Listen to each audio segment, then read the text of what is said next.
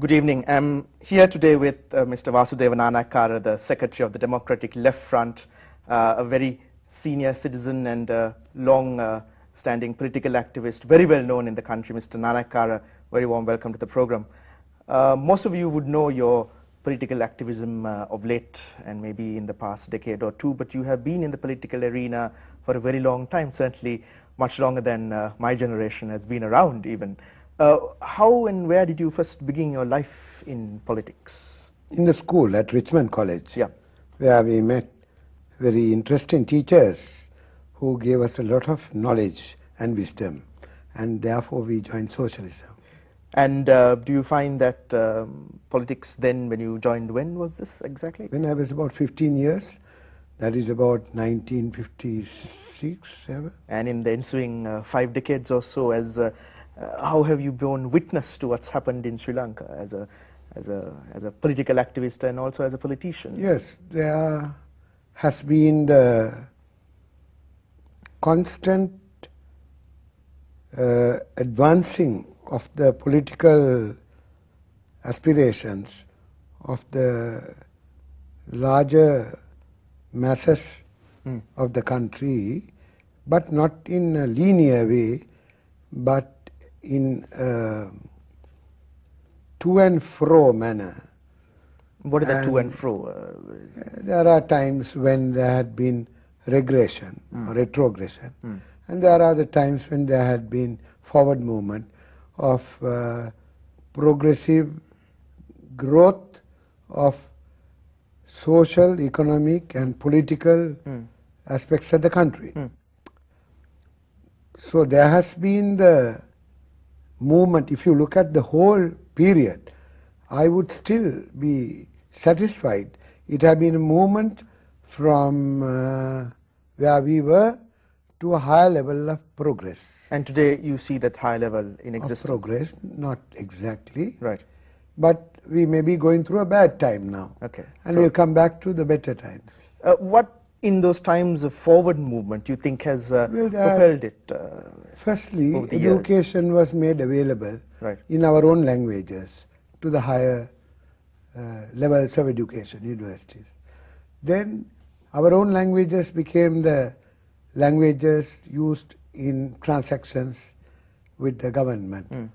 There has been the... By our languages you mean Sinhala and Tamil. And Tamil. Yes. Okay. And you see that both have been given equal parity in the past 50 years? No, or so? not exactly. Yeah, so when you say our language is really Sinhala more than Tamil? It is Sinhala and Tamil theoretically, Yes. but Tamil had never had a chance due to the lack of will on the part of those who govern. Perhaps in the areas where the Tamils live as a majority, it presently functions, but that too with limitations. Anyway, that's a perennial problem which needs to be addressed.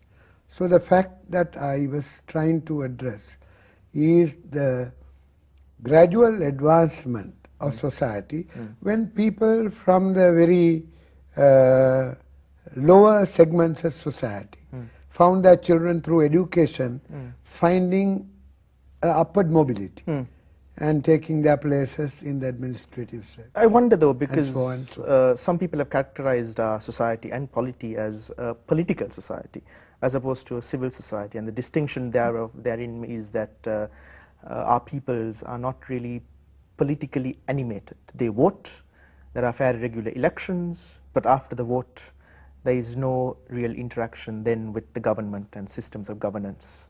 No, this I don't agree with this proposition. Yes. If you see the number of schools all over the country, some of which are now in excess, is a result of elections. It's a result of the power of the vote.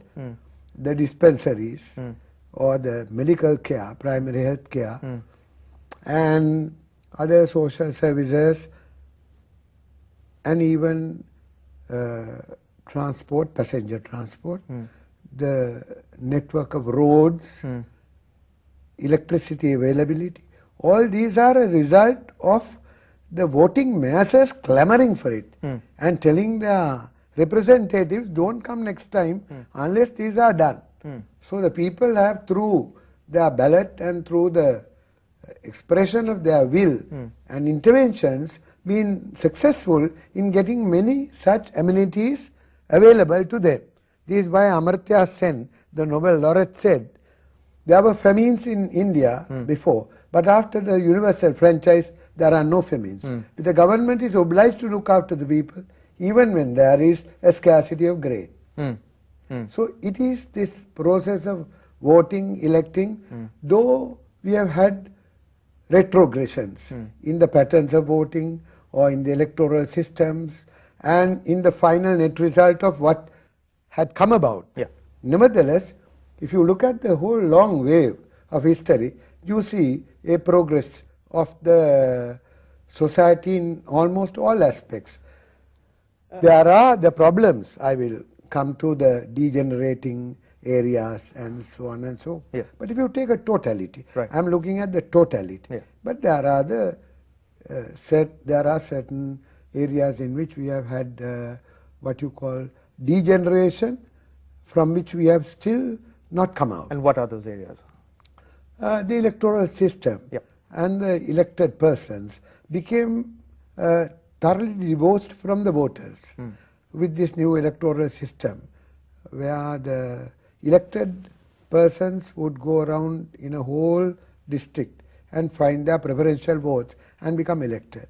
And then they are not responsible for any particular segment of that district.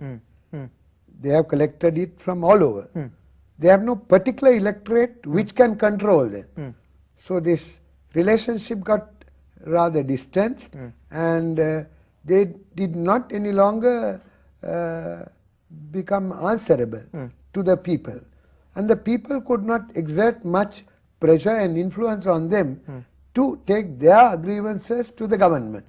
Like during the time when I got elected first, 1970. We took the grievances of our voters to the government and had our quarrels with the government, our own government, and won certain concessions for our people. Now the members who become elected are enslaved to the leadership. Is a corollary of that two reports tabled in Parliament 1 or 2 years ago, the COPE reports, the Committee on Public Enterprise, that, to cut a long story short, said that there were egregious levels of corruption, unbridled corruption, monumental levels that needed to be checked, but to date haven't yet been looked into. Now, is that something that you're concerned about? Is that also very concerned about it, because the COPE, that committee, and the Public Accounts Committee are responsible to the Parliament regarding the public expenditure of this country, in the course of which examination much has come out, much has been revealed about corruption. But the action taken regarding them who were identified as the sources of corruption had been, what do I say, not forthcoming, to put it at the minimum level. It is expected that the minister concerned would take action when the COPE brings out certain proven allegations with evidence about certain individuals. But it hasn't happened, Mr. Nanayakkara. But the ministers don't take action. And what can we do as citizens then to encourage them? Then the citizens can of course go to the Supreme Court and say that this corruption has resulted in violation of my fundamental rights as a citizen, and therefore please remedy this. This is one course that is open. We are told that the Parliament has referred, at least the last two reports, to several agencies of the state, like the what do you call this, Corruption and Bribery and Corruption Commission. It has also been referred to the police. It is also supposed to have been referred to